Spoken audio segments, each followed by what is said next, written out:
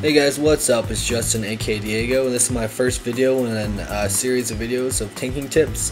These videos are designed around helping newer tanks, so hopefully they are beneficial, and all you veteran tanks, maybe you might learn a thing or two, maybe if you don't, but these videos are going to be put into a playlist on my channel, so be sure to check those out and check the link in the description box for my UI video if you have any questions about my UI. Thanks for watching, you guys.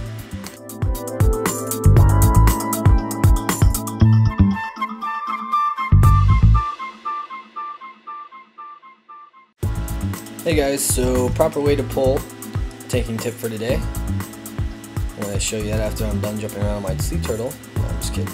I'm going to get wisdom so I have enough mana to do this. This pre-pull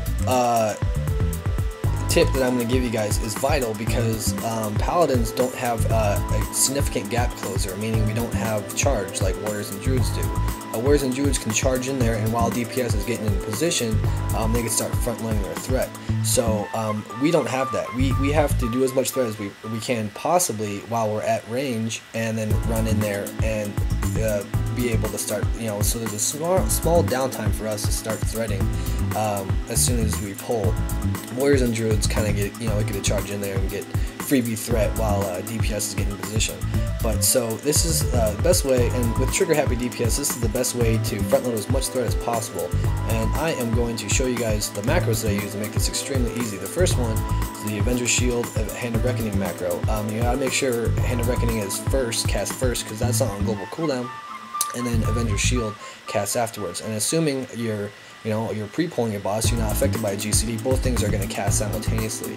If you do use this macro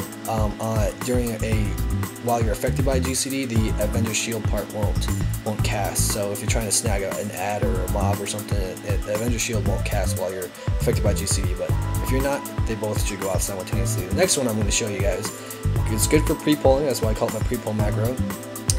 Me personally, I love getting Avenging Wrath up first during pre-pulls. Some people like to get 5 stacks of Vengeance or Corruption and then go nuts. But I personally like to pre-pull and preload as much threat as possible. So that's just Avenging Wrath and Divine Pleat. So I'm going to show you both macros here. And what we're going to do is we're going to hit the pre-pull macro, cast our Exorcism as soon as the GCD is done from the Divine Pleat, and then spam our macro for Hand of Reckoning and Avenger Shield. So that looks like this. So here comes the pre-pull, cast the Exorcism, and just spam the Taunt and Avenger Shield macro, and then run in there and do work. Now, in Ice Crown Citadel, this is overpowered, not only because if your Exorcism hits, it's a guaranteed crit, but you got your wings up and you're gonna hit him with 3 abilities before anyone can even engage. This, depending on your gear and raid buffs and whatnot, it is good for anywhere from about 30,000 threat. About 30,000 threat to about 50,000 threat preloaded. Maybe a little bit less, but that's just depending on gear. So, and crits and stuff like that. So, this is really good because we need to initiate as much threat as possible while we're running in before we can even actually start doing our normal rotation. So, a pull like this is really good. I'm going to show you one more time. I'm actually going to click it here. So, it comes to the Exorcism, and as soon as that's done, I'm just spamming the taunt button, and all 3 things do connect. And as you see there, Exorcism, Hand of Reckoning, all non-crit. Hand of Reckoning and Exorcism did more threat than the Avenger Shield did. So if you're just using Avenger Shield on pulls, you are sacrificing a lot of threat, and you are losing a lot of threat. So this is good on any boss that's stationary. Keep that in mind. Any like Marigar, Rotface, Festergood, Professor Putricide.